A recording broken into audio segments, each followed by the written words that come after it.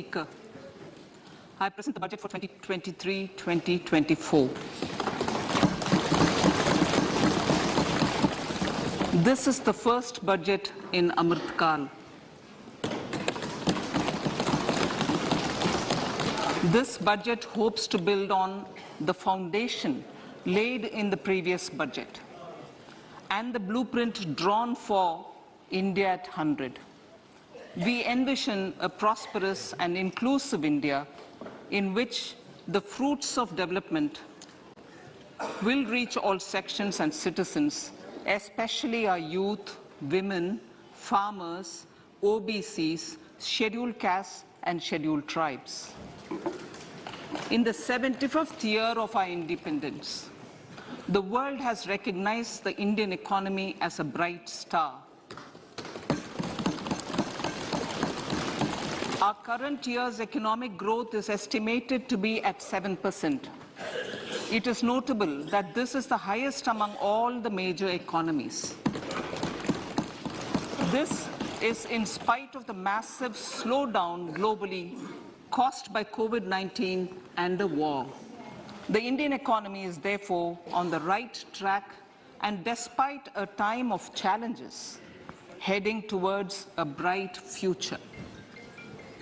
Today, as Indians stand with their head held high and the world appreciates India's achievements and successes, we are sure that elders who had fought for India's independence will, with joy, bless us in our endeavors going forward as well.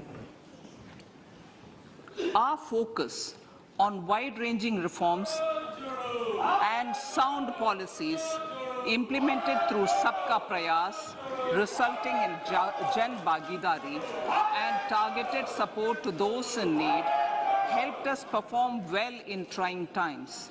India's rising global profile is because of the several accomplishments. Unique world-class digital public infrastructure, example, Aadhaar, CoWIN and UPI. COVID vaccination drive in unparalleled scale and speed. Proactive role in frontier areas such as achieving the climate-related goals, Mission Life and National Hydrogen Mission. During the COVID-19 pandemic, we ensured that no one goes to bed hungry with a scheme to supply free food grains to over 80 crore persons for 28 months. Continuing our commitment to ensure food and nutritional security, we are implementing from 1st January 2023 a scheme to supply free food grain to all Antyodaya and priority households for the next 1 year. Under PM Garib Kalyan Anna Yojana, the entire expenditure of about 2 lakh crore will be borne by the central government. In these times of global challenges, the G20 presidency gives us a unique opportunity to strengthen India's role in the world economic order. With the theme of Vasudhaiva Kutumbakam, we are steering an ambitious, people-centric agenda to address global challenges and to facilitate sustainable economic development. The government's efforts since 2014 have ensured for all citizens a better quality of life and life of dignity. The per capita income has more than doubled to 1.97 lakh rupees. In these 9 years, the Indian economy has increased in size from being 10th to 5th largest in the world. We have significantly improved our position as well as a well-governed and innovative country with a conducive environment for business as reflected in several global indices. We have made a significant progress in many sustainable development goals.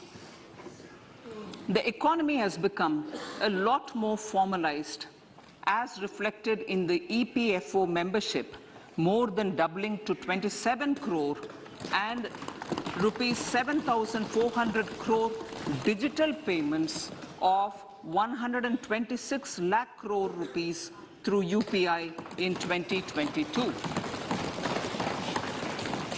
The efficient implementation of many schemes with universalization of targeted benefits has resulted in inclusive development.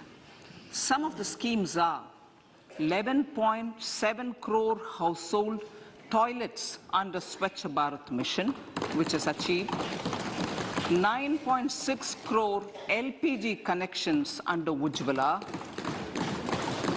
220 crore COVID vaccination of 102 crore persons, 47.8 crore PM Jan Dhan bank accounts, insurance cover for 44.6 crore persons under PM Suraksha Bima and PM Jeevan Jyoti Yojana, and cash transfer of 2.2 lakh crores of rupees to 11.4 crore to over 11.4 crore farmers under PM Kisan Samman Nidhi.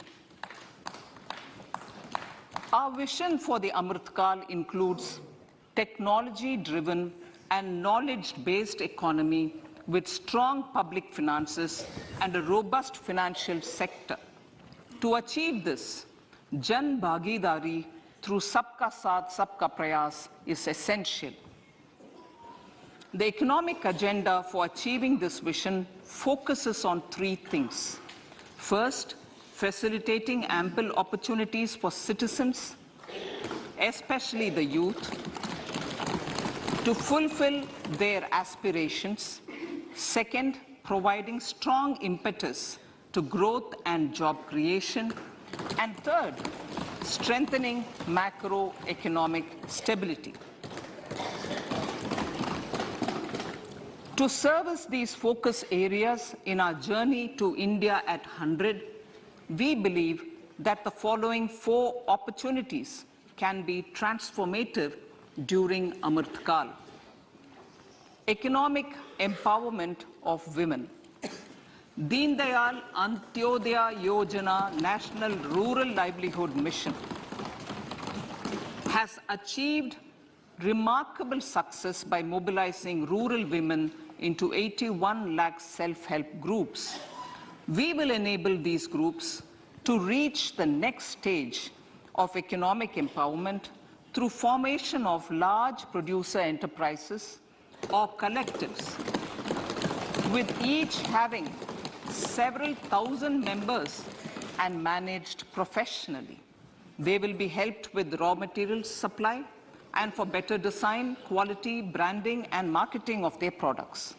Through supporting these policies, they will be enabled to scale up their operations to serve the large consumer markets, as has been the case with the several startups growing into unicorns.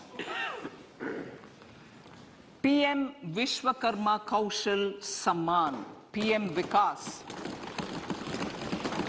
For centuries, traditional artisans and craftspeople who work with their hands using tools have brought renown for India.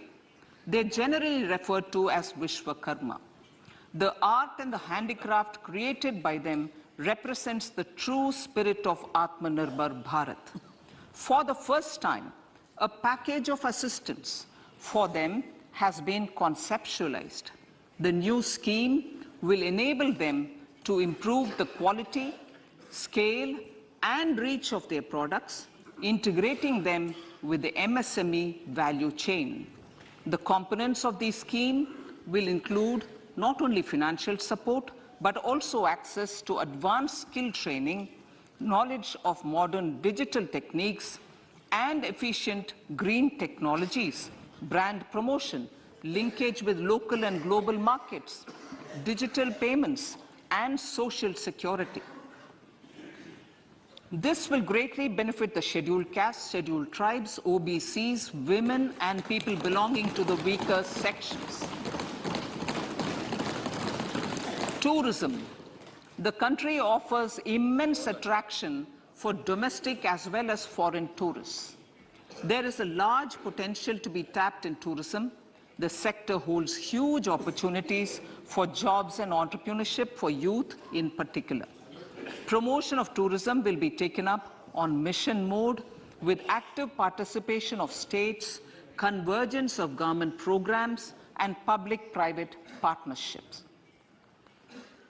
Green growth.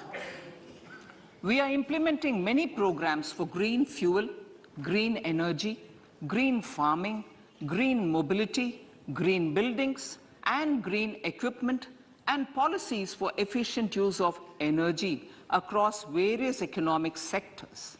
These green growth efforts help in reducing carbon intensity of the economy and provides for large-scale green job opportunities.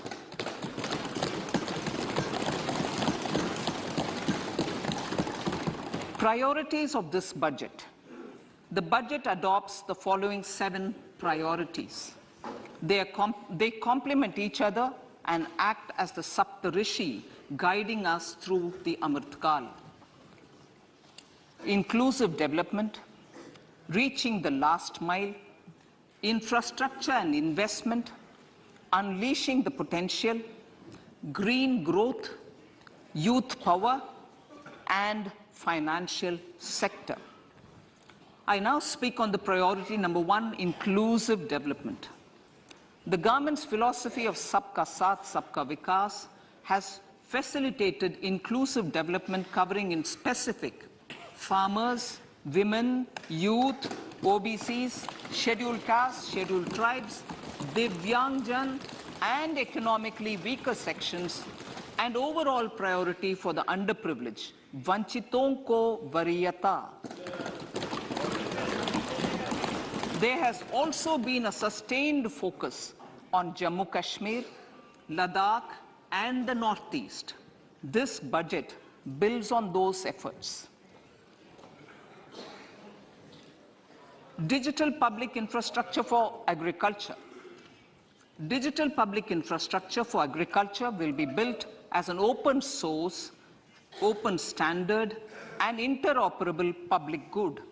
This will enable inclusive farmer-centric solutions through relevant information services for crop planning and health, improved access to farm inputs, credit and insurance, help for crop estimation, market intelligence, and support for growth of agri-tech industry and startups.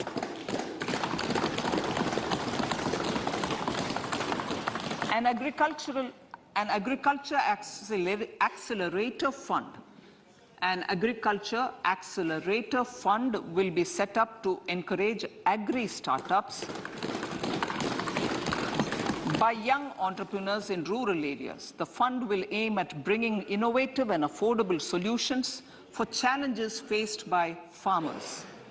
It will also bring in modern technologies to transform agricultural practices, increase productivity and profitability. To enhance the productivity of extra long staple cotton, we will adopt a cluster-based and value chain approach through public-private partnerships. This will mean collaboration between farmers, state, and industry for input supplies, extension services, and market linkages. We will launch an Atmanirbhar Clean Plant program to boost availability of disease-free, quality planting material for high-value horticultural crops at an outlay of 2,200 crores. Global hub for millets, which are Sri Anna. India is the forefront.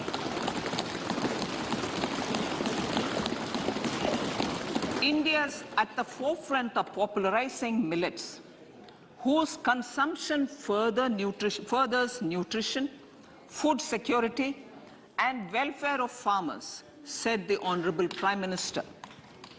We are the largest producer and second largest exporter of Sri Anna in the world. We grow several types of Sri Anna, such as Sri Anna Jowar, Sri Anna Ragi, Sri Anna Bajra, Sri Anna Kutu, Ramdana, Kangni, Kutni, Kutki, Kodo, China, and Sama.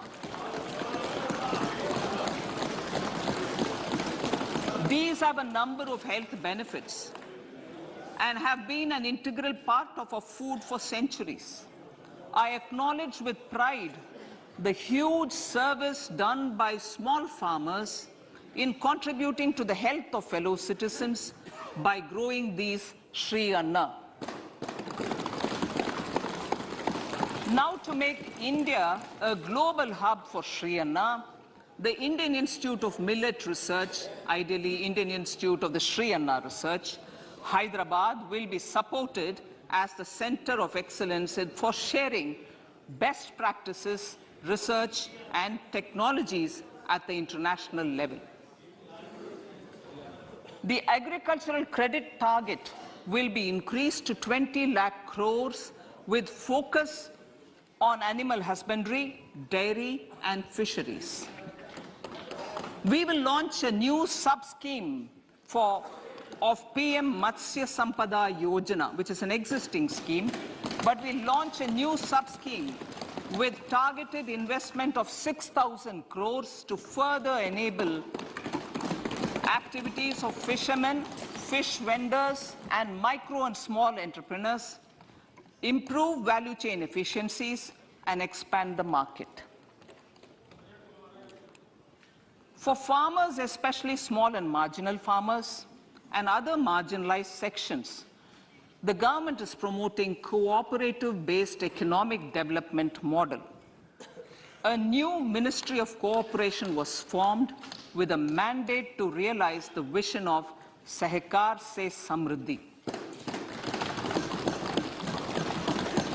To realize this vision, the government has already initiated computerization of 63,000 primary agricultural credit societies with an investment of 2,516 crores. In consultation with all the stakeholders and the states, model bylaws for PACS were formulated, enabling them to become multi-purpose PACS. A national cooperative database is being prepared for countrywide mapping of cooperative societies. With this backdrop, we will implement a plan to set up massive decentralized storage capacity.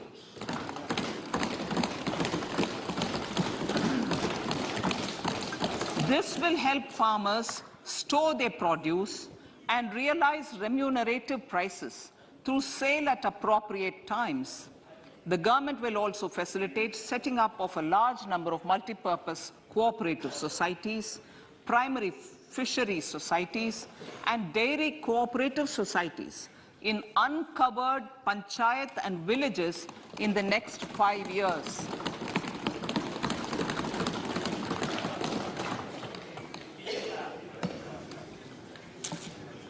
Health, education, and skilling.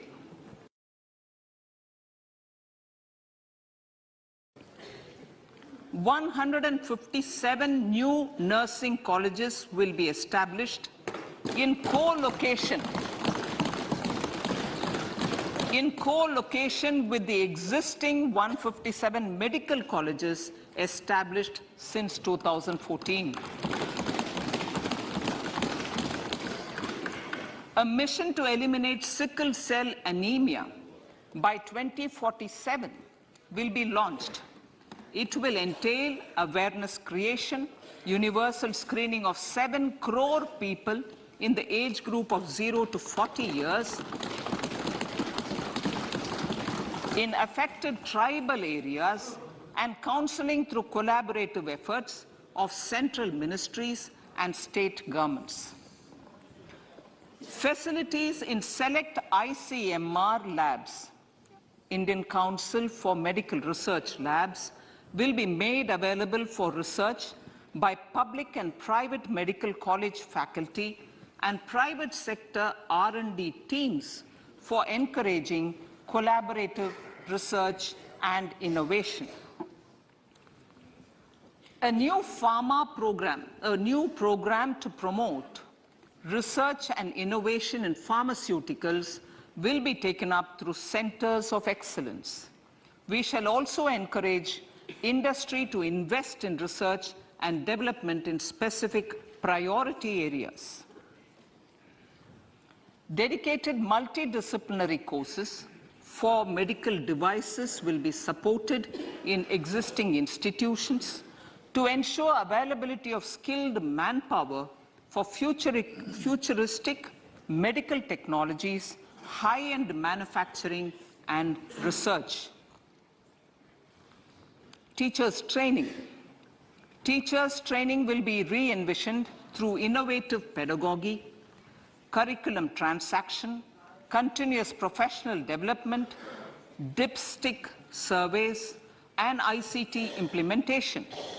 The District Institute of Education and Training will be developed as vibrant institutes of excellence for this purpose.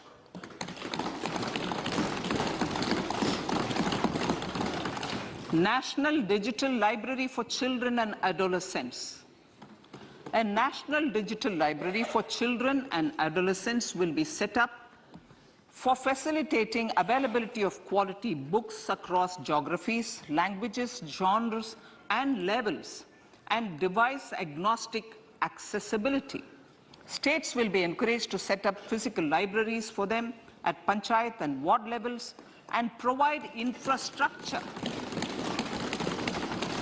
for accessing the national digital library resources. Additionally, to build a culture of reading and to make up for pandemic time learning loss, the National Book Trust, the Children's Book Trust, and other sources will be encouraged to provide and replenish non-curricular titles in regional languages and in English to these physical libraries.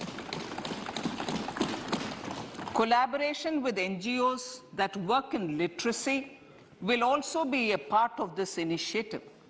To inculcate financial literacy, financial sector regulators and organizations will be encouraged to provide age-appropriate reading material to these libraries. I move to priority 2, reaching the last mile. Prime Minister Vajpayee's government had formed the Ministry of Tribal Affairs and the Department of Development of Northeast Region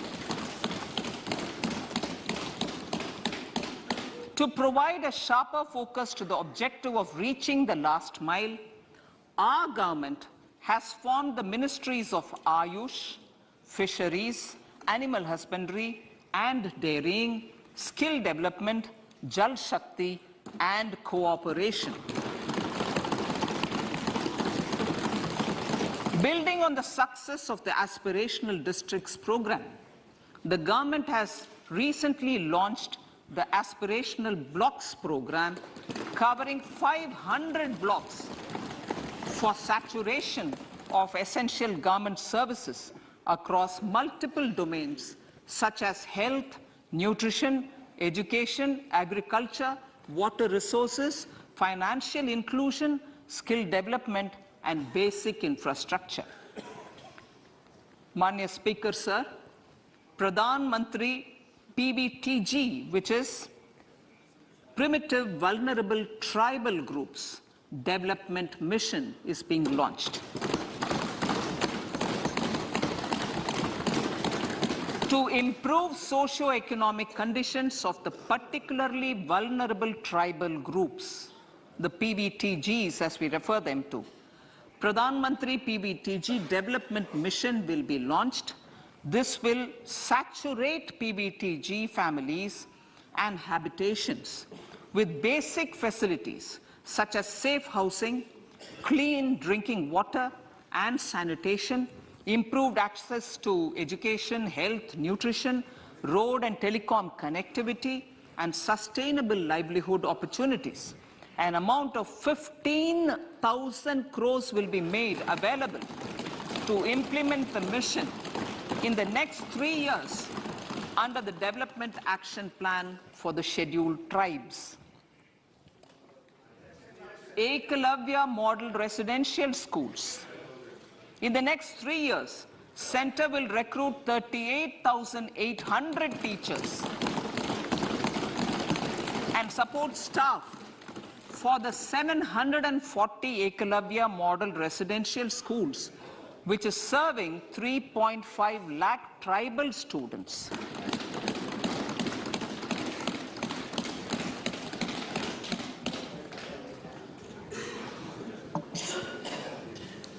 In the drought-prone central regions of Karnataka, central assistance of 5,300 crore will be given to Upper Bhadra project to provide sustainable micro-irrigation and filling up of surface tanks for drinking water. PM Awas Yojana.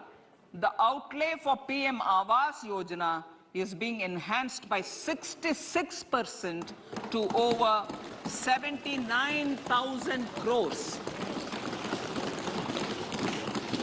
Bharat Shared Repository of Inscriptions will be set up in a digital epigraphy museum with digitization of 1 lakh ancient inscriptions in the first stage. Support for poor prisoners. For poor persons who are in prisons and unable to afford the penalty or the bail amount, required financial support will be provided. Priority number 3, infrastructure and investment. Investments in infrastructure and productive capacity have a large multiplier impact on growth and employment. After the subdued period of the pandemic, private investments are growing again. The budget takes the lead once again to ramp up the virtuous cycle of investment and job creation. Honorable Speaker, sir, the capital investment outlay is being increased steeply for the 3rd year in a row by 33% to 10 lakh crores, which would be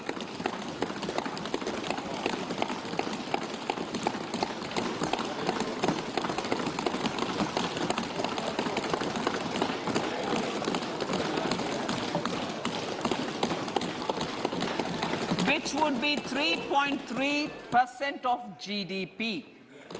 This will almost be 3 times the outlay made in 2019-20.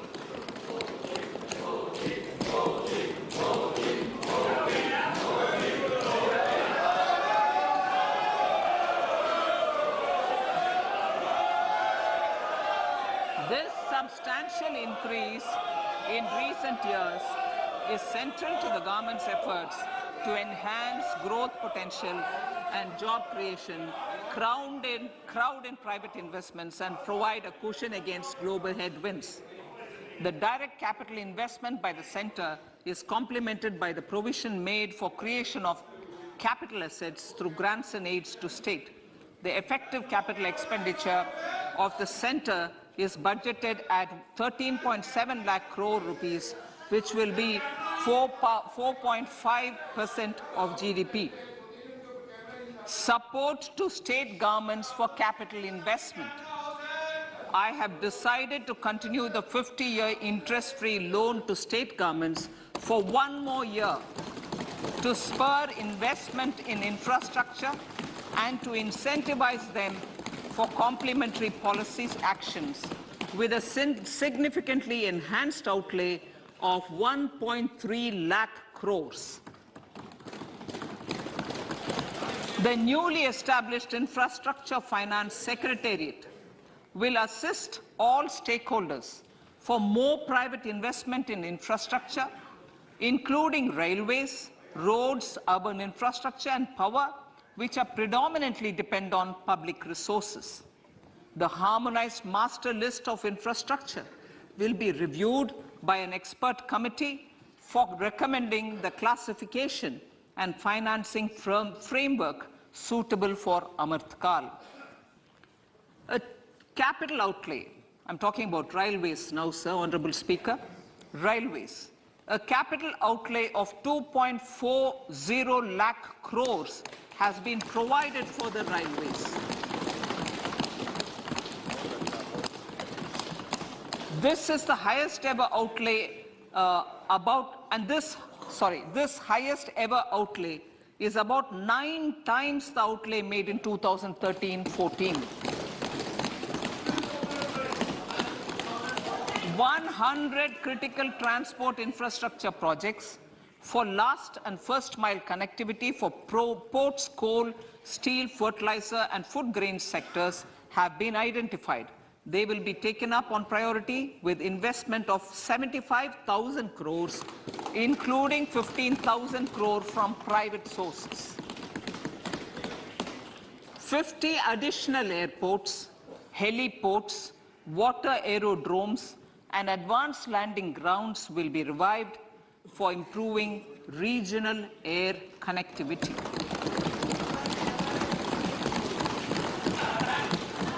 Sustainable cities for tomorrow.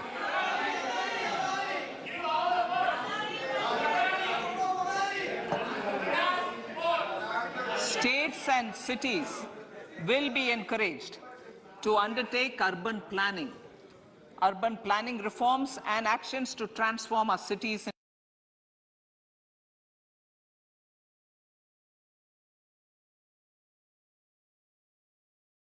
into sustainable cities of tomorrow. This means efficient use of land resources, adequate resources for urban infrastructure, transit-oriented development, enhanced availability and affordability of urban land and opportunities for all. Through property tax governance reforms and ring-fencing user charges on urban infrastructure, cities will be incentivized to improve their creditworthiness for municipal bonds. Like the RIDF, an Urban Infrastructure Development Fund will be established through use of priority sector lending shortfall. This will be managed by the National Housing Bank and will be used by public agencies to create urban infrastructure in Tier 2 and Tier 3 cities. States will be encouraged to leverage resources from the grants of the 15th Finance Commission as well as existing schemes to adopt appropriate user charges while accessing the UIDF. We expect to make available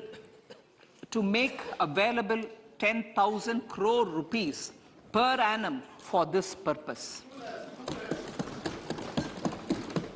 All cities and towns will be enabled for 100% mechanical desludging of septic tanks and sewers to transition from manhole to machine hole mode.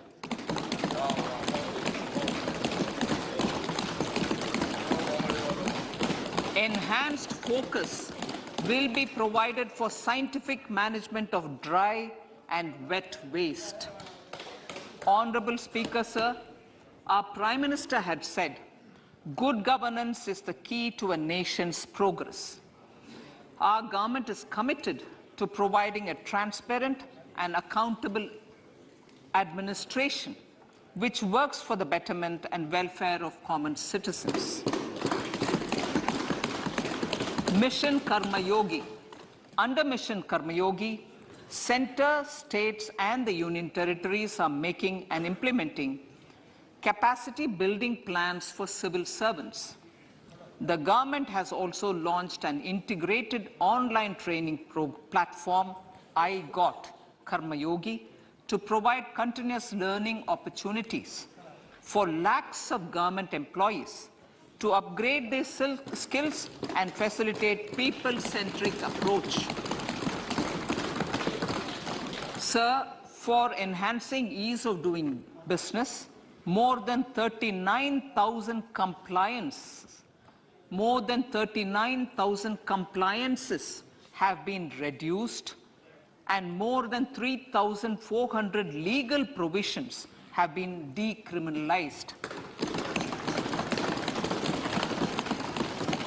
For furthering the trust-based governance, we have introduced the Jan Vishwas Bill to amend 42 central acts. This budget proposes a series of measures to unleash the potential of our economy. Centers of Excellence for Artificial Intelligence. For realizing the vision of Make AI in India and Make AI Work for India, 3 centers of excellence for artificial intelligence will be set up in top educational institutions. Leading industry players will partner in conducting interdisciplinary research, develop cutting-edge applications, and scalable problem solutions in the areas of agriculture, health, and sustainable cities. This will galvanize an effective AI ecosystem and nurture quality human resources in the field.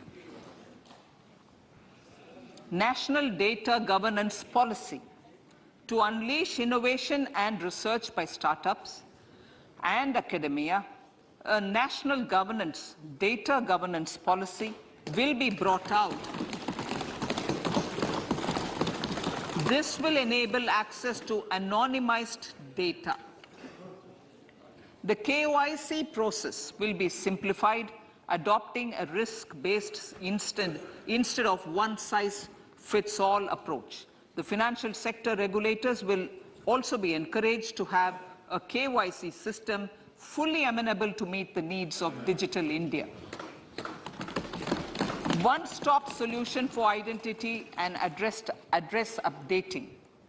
A one-stop solution for reconciliation and updating of identity and address of individuals maintained by various government agencies, regulators, and regulated entities will be established using DigiLocker service and Aadhaar as foundational identity. Speaker, sir, common business identifier. For the business establishments required to have a permanent account number, the PAN will be used as the common identifier for all digital systems of specified government agencies. This will bring ease of doing business, and it will be facilitated through a legal mandate. For obviating the need for separate submission of same information to different government agencies, a system of unified filing process will be set up. Such filing of information or return in simplified forms on a common portal will be shared with other agencies as per the filer's choice. Vivad Se Vishwas 1. Relief for MSMEs. In cases of failure by MSMEs to execute contracts during the COVID period, 95% of the forfeited amount relating to the bid or performance security will be returned to them by government and government undertakings. This will provide relief to the MSMEs. Vivad Se Vishwas 2. Settling contractual disputes. To settle contractual disputes of government and government undertakings, wherein arbitral award is under challenge in a court, a voluntary settlement scheme with standardized terms will be introduced. This will be done by offering graded settlement terms depending on pendency level of the dispute. The State Support Mission of Niti Aayog will be continued for 3 years for our collective efforts towards national priorities. Result-based financing. To better allocate scarce resources for competing development needs, the financing of select schemes will be changed on a pilot basis from input-based to result-based. E-courts. For efficient administration of justice, Phase 3 of e-courts projects Phase 3 of the e-courts project will be launched with an outlay of 7,000 crores. Fintech services in India have been facilitated by our digital public infrastructure, including Aadhaar, PM Jan Dhan Yojana, Video, KYC, India Stack, and UPI. To enable more fintech innovative services, the scope of documents available in DigiLocker for individuals will be expanded. An entity, DigiLocker, will be set up for the use by MSMEs, large businesses, and also charitable trusts. This will be towards storing and sharing documents online securely whenever needed with various authorities, regulators, banks, and other business entities. 5G services. 100 labs for developing applications using 5G services will be set up in engineering institutions.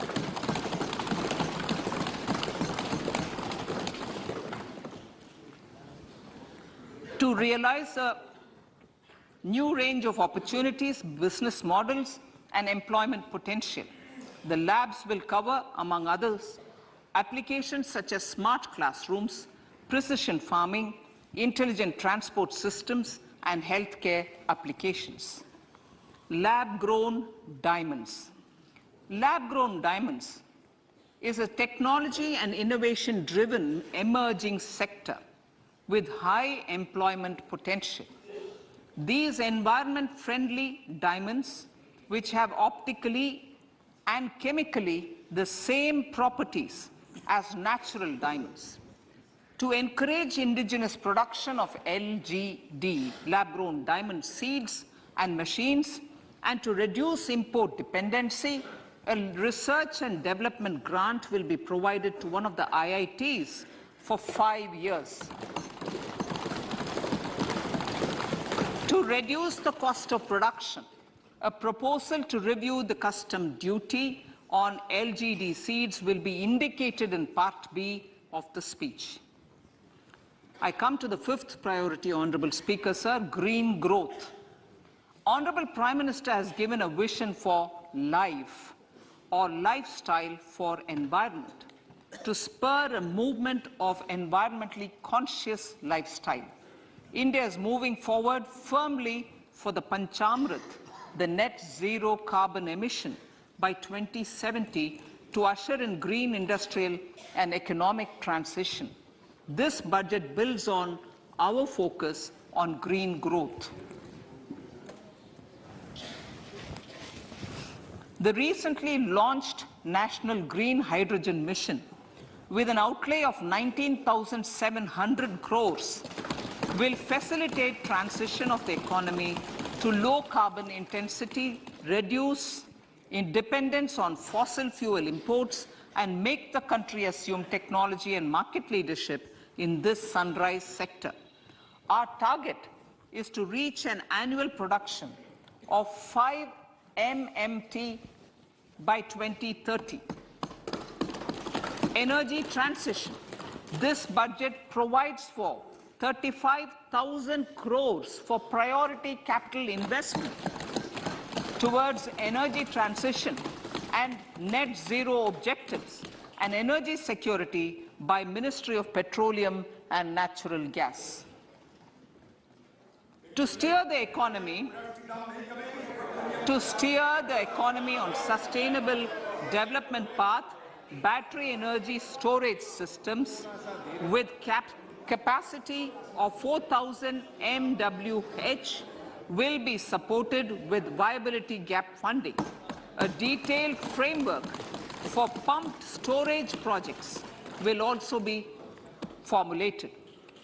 Renewable energy evacuation. The interstate transmission system for evacuation and grid integration of 13 gigawatt renewable energy from Ladakh will be constructed with investment of 20,700 crore, including central support of 8,300 crores. Green Credit Program. For encouraging behavioral change, a green credit program will be notified under the Environment Protection Act. This will incentivize environmentally sustainable and responsive actions by companies, individuals, and local bodies, and help mobilize additional resources for such activities. PM Program for Restoration, Awareness, Nourishment, and Amelioration of Mother Earth, PM Pranam, will be launched to incentivize states and union territories to promote alternative fertilizers and balanced use of chemical fertilizers. Go Bardhan Scheme. 500 new waste-to-wealth plants under Go Bardhan, galvanizing organic bio-agro resources done. Go Bardhan scheme will be established for promoting circular economy. These will include 200 compressed biogas plants, including 75 plants in urban areas, and 300 community or cluster-based plants at a total investment of 10,000 crores. I will refer to this in Part B also. In due course, a 5% CBG mandate will be introduced for all organizations marketing natural and biogas. For collection of biomass and distribution of biomanure, appropriate fiscal support will also be provided. Bharatiya Prakritik Kheti Bio-Input Resource Centers. Over the next 3 years, we will facilitate 1 crore farmers to adopt natural farming. For this, Honorable Speaker, 10,000 bio-input resource centers will be set up, creating a national level distributed micro-fertilizer and pesticide manufacturing network. Mishti.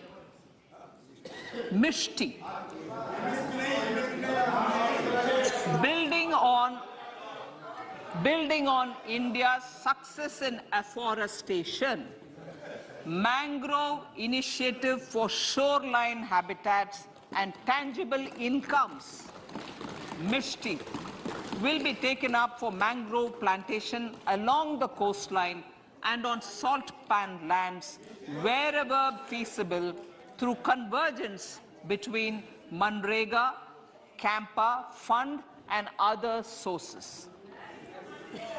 Amrit Dharohar. Wetlands are vital ecosystems which sustain biological diversity.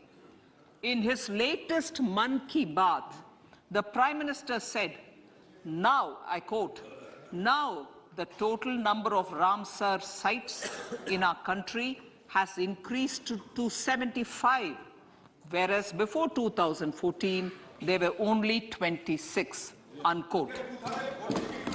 Local communities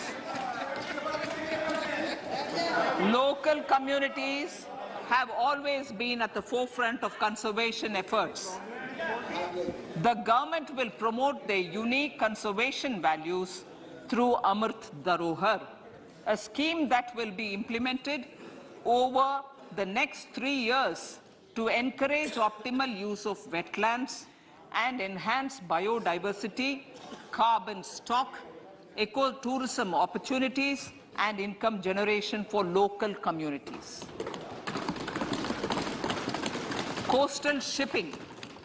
Coastal shipping will be promoted as the energy efficient and lower cost mode of transport, both for passengers and freight, through PPP mode with viability gap funding. Vehicle replacement. Vehicle replacement is an important continuing policy, replacing the old political,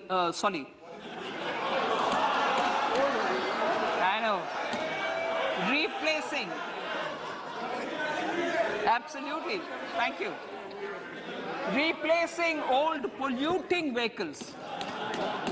Maybe applicable, right? Replacing old polluting vehicles is an important part of greening our economy. In furtherance of the vehicle scrapping policy mentioned in Budget 21-22, I have allocated adequate funds to scrap old vehicles of the central government. States will also be supported in replacing old vehicles and old state ambulances. Honorable Speaker, sir, I move to priority 6, youth power. To empower our youth and help the Amrit PD realize their dreams, we have formulated the National Education Policy, which is very wide in its scope, but one of the things is also to focus on skilling, adopted economic policies that facilitate job creation at scale and have supported business opportunities. Pradhan Mantri Kaushal Vikas Yojana. Pradhan Mantri Kaushal Vikas Yojana 4.0 will be launched to skill lakhs of youth within the next 3 years. On-job training, industry partnership, and alignment of courses with needs of industry will be emphasized. The scheme will also cover new age courses for Industry 4.0 like coding, AI, robotics, mechatronics, IoT, 3D printing, drones, and other soft skills. To skill youth for international opportunities, 30 Skill India International Centers will be set up across different states. The digital ecosystem for skilling will be further expanded with the launch of a unified Skill India digital platform for enabling demand-based formal skilling, linking with employers including MSMEs, and facilitating access to entrepreneurship schemes. To provide stipend support to 47 lakh youths in 3 years, direct benefit transfer under a pan-India national apprenticeship promotion scheme will be rolled out. Tourism. Honorable Speaker, sir, with an integrated and innovative approach, at least 50 destinations will be selected through challenge mode. In addition to aspects such as physical connectivity, virtual connectivity, tourist guides, high standards for food streets, and tourist security, all the relevant aspects would be made available on an app to enhance tourist experience. Every destination would be developed as a complete package. The focus of development of tourism would be on domestic as well as foreign tourists.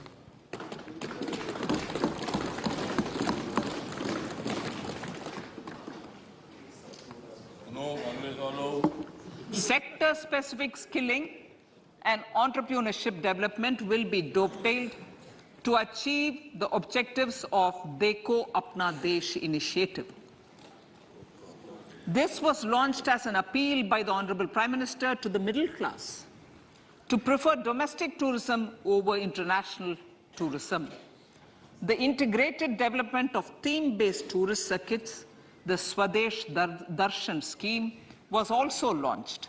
Under the Vibrant Villages program, tourism infrastructure and amenities will be facilitated in border villages. Unity Mall. States will be encouraged to set up a Unity Mall in their state capital or most prominent tourism center or the financial capital for promotion and sale of their one district, one product and GI products and other handicraft products, and for providing space for such products of all other states as well. Sir, priority number 7, financial sector. Our reforms in the financial sector and innovative use of technology have led to financial inclusion at scale, better and faster service delivery, ease of access to credit, and participation in financial markets. This budget proposes to further these measures. Credit guarantee for MSMEs. Last year, I proposed revamping of the credit guarantee scheme for the MSMEs.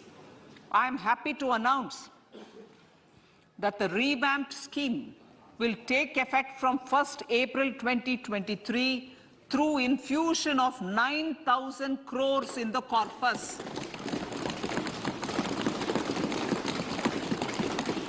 This will enable additional collateral-free guaranteed credit of 2 lakh crores of rupees. Further, the cost of credit will be reduced by about 1%. A national financial information registry will be set up to serve as a central repository of financial and ancillary information. This will facilitate efficient flow of credit, promote financial inclusion, and foster financial stability. A new legislative framework will govern this credit public infrastructure and will be designed in consultation with the RBI. To meet the needs of Amrit Kal and to facilitate optimum regulation in the financial sector, public consultation, as necessary and feasible, will be brought to the process of regulation making and issuing subsidiary directions. To simplify, to ease, and to reduce cost of compliance, financial sector regulators will be requested to carry out a comprehensive review of existing regulations. For this, they will consider suggestions from public and regulated entities. Time limits to decide the application under various regulations will also be laid down. Honorable Speaker, sir, to enhance business activities in GIFT IFSC, the following measures will be taken. Delegating powers under the SEZ Act to the IFSCA to avoid dual regulation. Setting up a single window IT system for registration and approval of IFSCA, SEZ authorities, GSTN, RBI, SEBI, and IRDAI. Permitting acquisition financing by IFSC banking units of foreign banks. Establishing a subsidiary of Exim Bank for trade refinancing. Amending IFSCA Act for statutory provisions for arbitration, ancillary services, and avoiding dual regulation under the SEZ Act, and recognizing offshore derivative instruments as valid contracts. Honorable Speaker, sir, data embassy. For countries looking for digital continuity solutions, we will facilitate setting up of their data embassies in GIFT IFSC.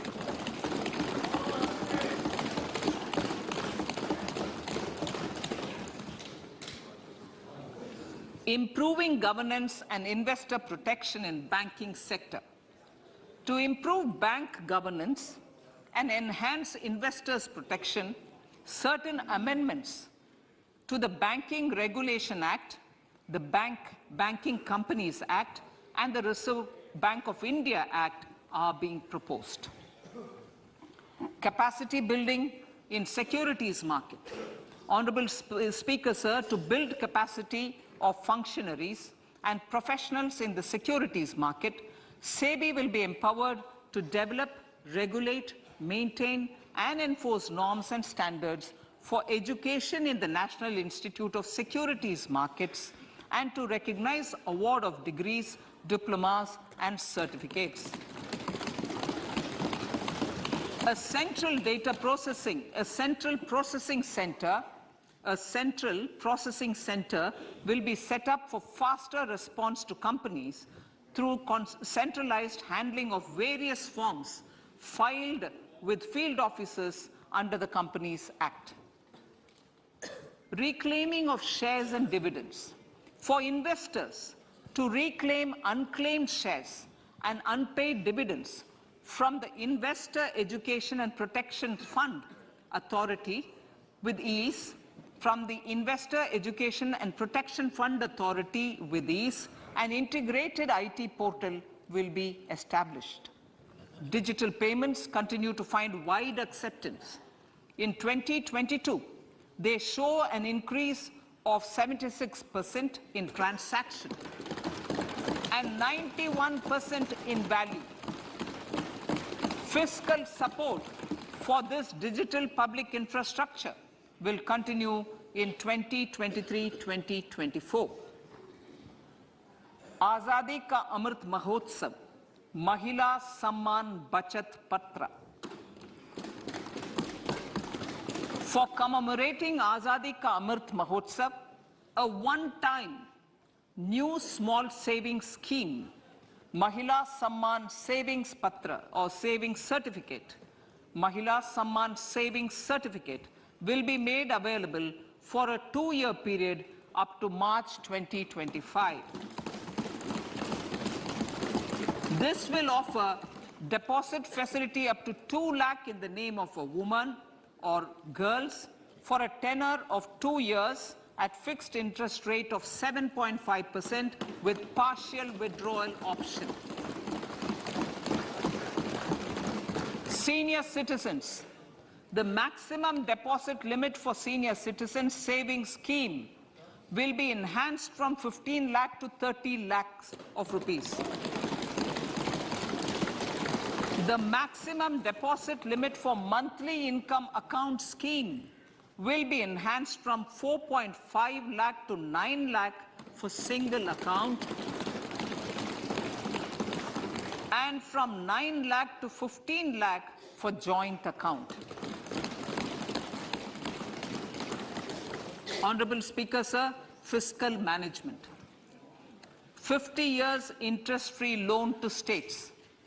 The entire 50-year loan to states has to be spent on capital expenditure within 2023-24. Most of this will be at the discretion of the states, but a part will be conditional on states increasing their actual capital expenditure.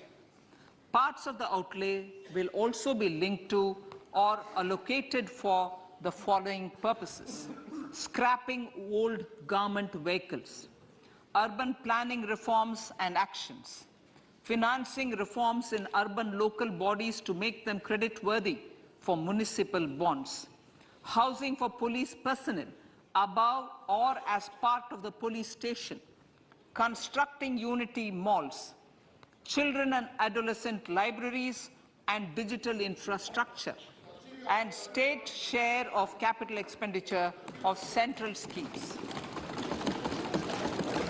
Honorable Speaker, sir, fiscal deficit of states. States will be allowed a fiscal deficit of 3.5% of GSDP, of which 0.5% will be tied to power sector reforms. Revised estimates 2022 to 2023. The revised estimate, Honorable Speaker, sir, of the total receipts other than borrowing is 24.3 lakh crores, of which the net tax receipts are 20.9 lakh crores. The revised estimate of the total expenditure is 41.9 lakh crores of rupees, of which the capital expenditure is about 7.3 lakh crores. The revised estimate of the fiscal deficit is 6.4% of GDP, adhering to the budget estimate. So budget estimates of 2023-24. Coming to 2023-24, the total receipts other than borrowings and the total expenditure are estimated at 27.2 lakh crores and 45 lakh crores respectively. The net tax receipts are estimated at 23.3 lakh crores. The fiscal deficit is estimated to be 5.9% of the GDP. In my budget speech for 21-22, I had announced that we plan to continue the path of fiscal consolidation, reaching a fiscal deficit of below 4.5% by 2025-26, with a fairly steady decline over the period. We have adhered to this path, and I reiterate my intention to bring the fiscal deficit below 4.5% of GDP by 2025-26. To finance the fiscal deficit in 2023-24, the net market borrowings from dated securities are estimated at 11.8 lakh crores. The balance financing is expected to come from small savings and other sources. The gross market borrowings are estimated at 15.43 lakh crores of rupees. Honorable Speaker, sir, I now move to Part B.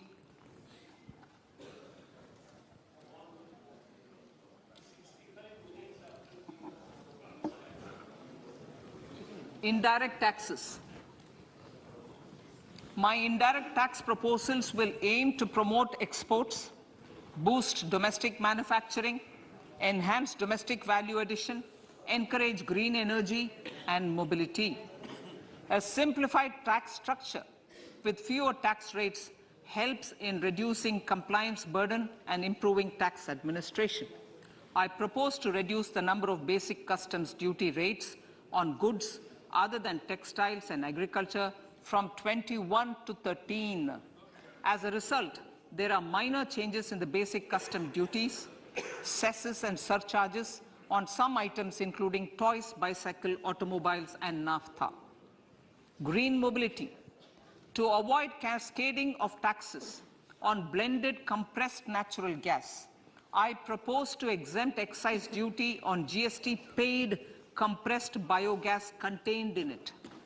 To further provide impetus to green mobility, customs duty exemptions is being extended to import of capital goods and machinery required for manufacture of lithium-ion cells for batteries used in electrical vehicles as well. Electronics. As a result of various initiatives of the government, including phased manufacturing program, mobile phone production in India has increased from 5.8 crore units valued at about 18,900 crore in 2014-15 to 31 crore units valued at 2,75,000 crore in the last financial year.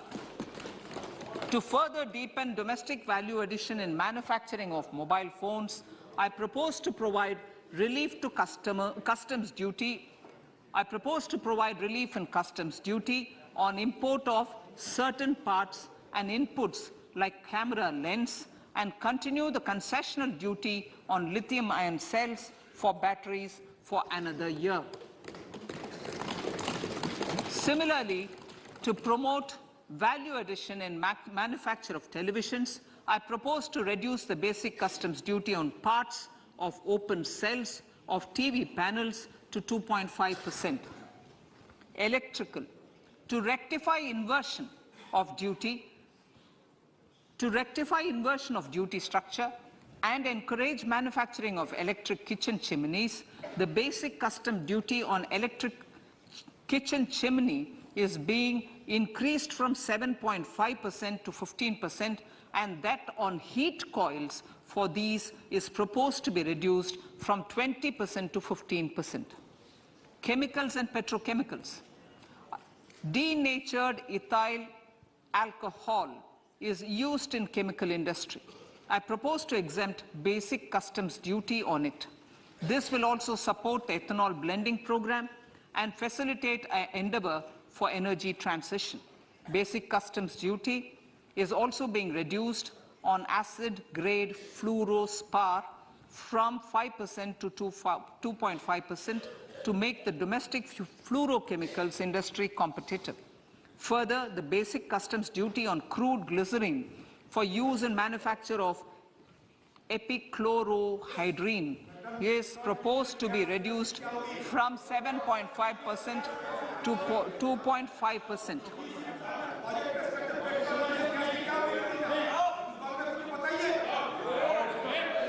Marine products. In the last financial year, marine products recorded the highest export growth, benefiting farmers in the coastal states of the country. To further enhance the export competitiveness of marine products, particularly shrimps, duty is being reduced on key inputs for domestic manufacture of shrimp feed. India is a global leader, as I said in Part A, in cutting and polishing of natural diamonds, contributing about 3/4 of the global turnover by value. With the depletion of deposits of natural diamonds, the industry is moving towards lab-grown diamonds, and it holds huge promise. To seize this opportunity, I propose to reduce the basic customs duty on seeds used in their manufacture. Custom duties on doré and bars of gold and platinum were increased earlier this fiscal. I propose to increase the duties on articles made therefrom to enhance the duty differential.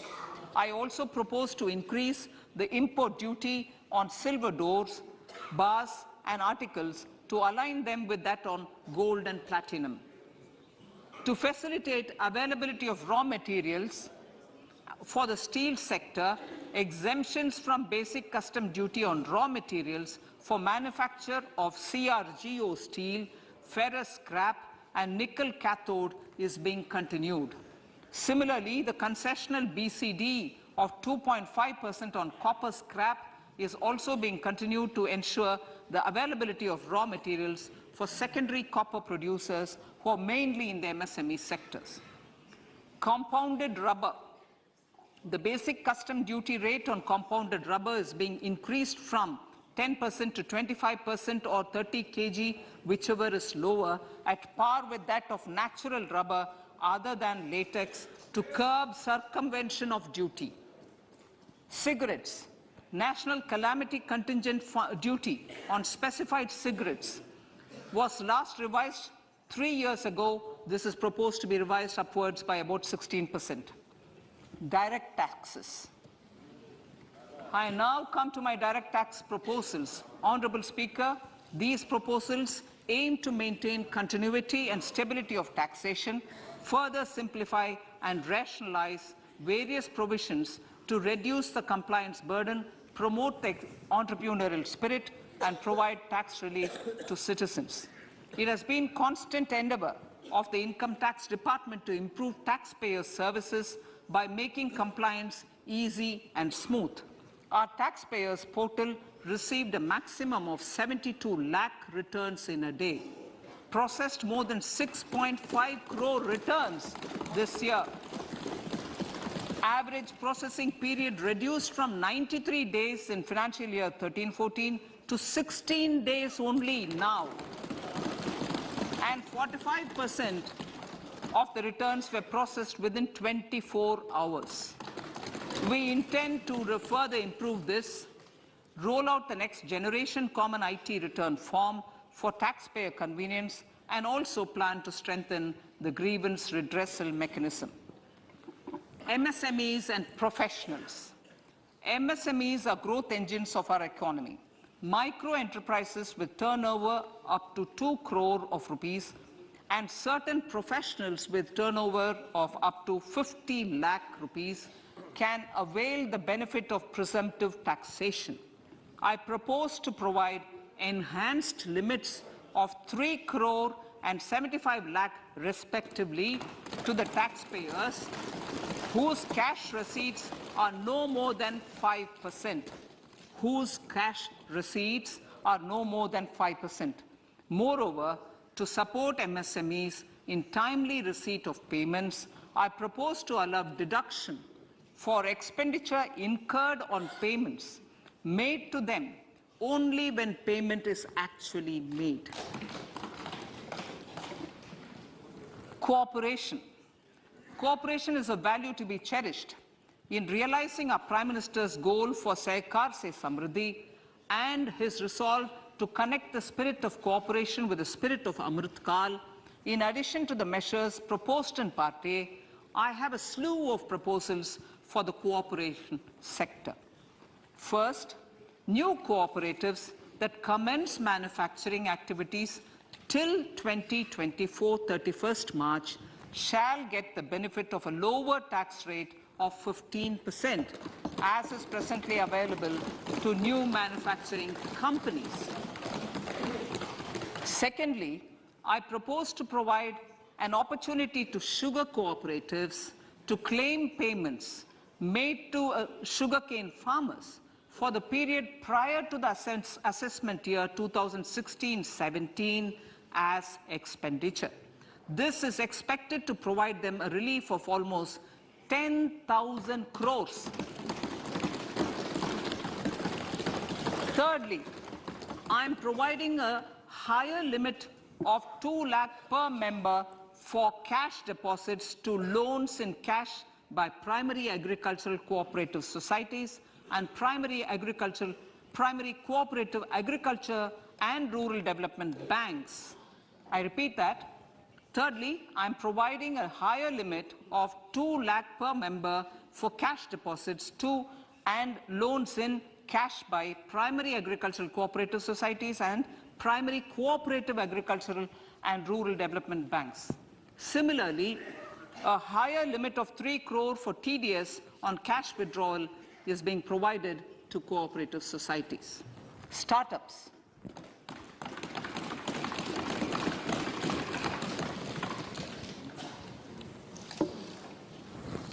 Entrepreneurship is vital for a country's economic development. We have taken a number of measures for startups and they have borne results. India is now the third largest ecosystem for startups globally and ranks second in innovation quality among middle-income countries. I propose to extend the date of incorporation for income tax benefits to startups from 31/3/2023 to 31/3/2024. I further propose to provide the benefit of carry forward of losses on change of shareholding of startups from 7 years of incorporation to 10 years.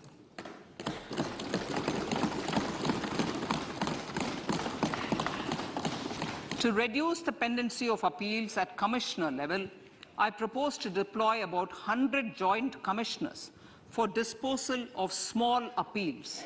We shall also be more selective in taking up cases for scrutiny of returns already received this year. Better targeting of tax concessions. For better targeting of tax concessions and exemptions, I propose to cap deduction from capital gains on investment in residential house under Section 54 and Section 54F to 10 crores. Another proposal with similar intent is to limit income tax exemption from proceeds of insurance policies with very high value. Rationalization. Honourable Speaker, sir, there are a number of proposals relating to rationalization and simplification.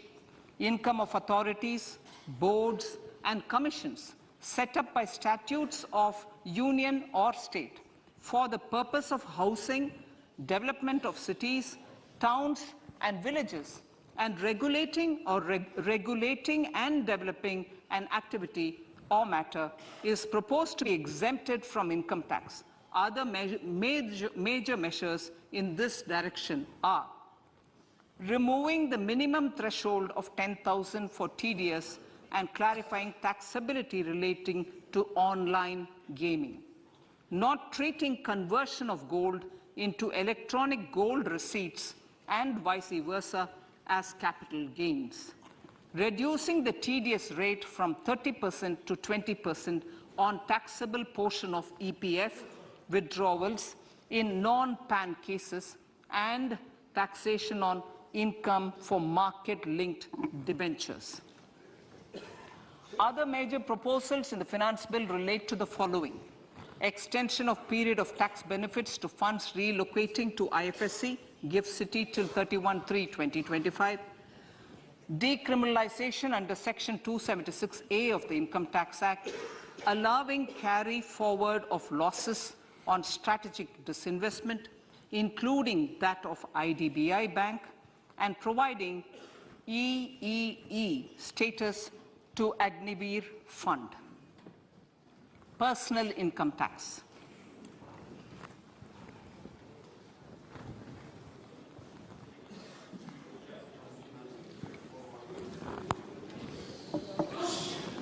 Now I come to what everyone is waiting for. Personal income tax. I have 5 major announcements to make in this regard. These primarily benefit our hard-working middle class. The first one concerns rebate. Currently, those with income up to 5 lakh do not pay any income tax in both old and new regimes. I propose to increase the rebate limit to 7 lakhs in the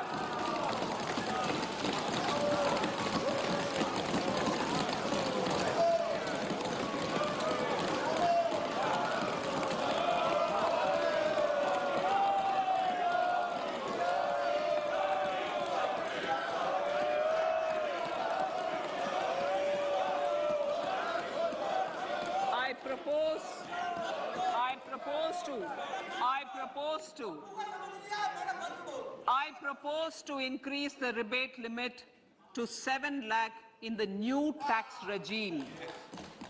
Thus, persons in the new tax regime with income up to 7 lakhs will not have to pay any tax at all. The second proposal relates to middle-class individuals. I had introduced in the year 2020 the new personal income tax regime with 6 income slabs starting from 2.5 lakh. I propose to change the tax structure in this regime by reducing the number of slabs to 5 and increasing the tax exemption limit to 3 lakhs. The new tax rates are 0 to 3 lakh, nil. 3 to 6 lakhs, 5%. 6 to 9 lakhs, 10%. 9 to 12 lakh, 15%. 12 to 15 lakhs, 20%. And above 15 lakhs, 30%. This will provide major relief to all taxpayers in the new regime. An individual with an annual income of 9 lakhs will be required to pay only 45,000 rupees. This is only 5% of his or her income. It is a reduction of 25% on what he or she is required to pay now. That is 60,000. So in the place of 60,000, it is now only 45,000. Similarly, an individual with an income of 15 lakh rupees would be required to pay only 1.5 lakh or 10% of his income or her income, a reduction of 20% from the existing liability of 1,87,500 rupees. My third proposal is for the salaried class and the pensioners, including family pensioners, for whom I propose to extend the benefit of standard deduction to the new tax regime. Each salaried person with an income of 15.5 lakh rupees or more will thus stand to benefit by 52,500 rupees. My fourth announcement in personal income tax is regarding the highest tax rate, which in our country is 42.74%. This is among the highest in the world. I propose to reduce the highest surcharge. Rate from 37% to 25% in the new tax regime.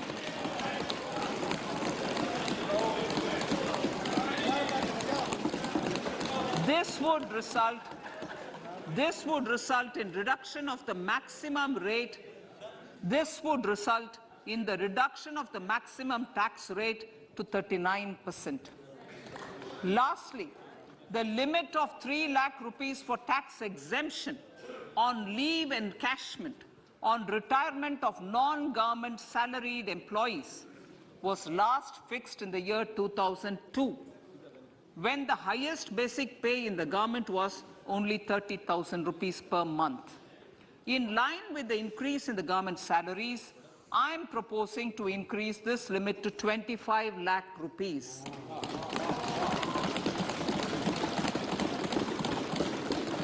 We are also making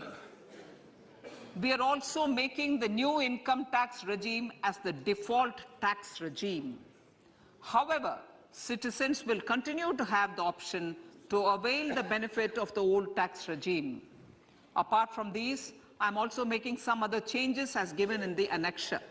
As a result of these proposals, revenue of about 38,000 crore to 37,000 crore in direct taxes and rupees 1,000 crore in indirect taxes will be foregone, while revenue of about 3,000 crore will be additionally mobilized. Thus, the total revenue foregone is about 35,000 crores annually. Honorable Speaker, sir, with these words, I commend the budget to this August House.